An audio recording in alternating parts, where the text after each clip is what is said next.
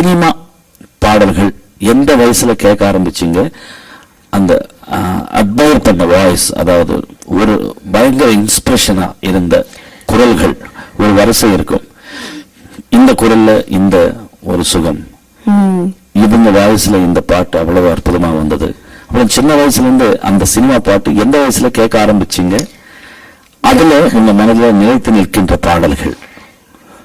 சின்ன வயசுல எனக்கு நினைவு தெரிவதற்கு முன்னாடியுமே நான் பாட்டு கேட்க ஆரம்பிச்சிட்டேன். அப்பெல்லாம் வந்து ரேடியோ மாத்திரம் தான், யார் வீட்லயுமே டேப் ரெக்கார்டர் கிடையாது, எதுவுமே கிடையாது, டிவி கூட பேர் வீட்டுல கிடையாது.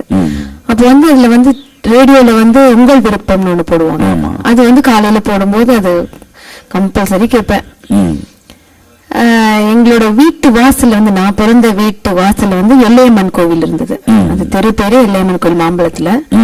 அங்கதான் நான் பிறந்து வளர்ந்தது.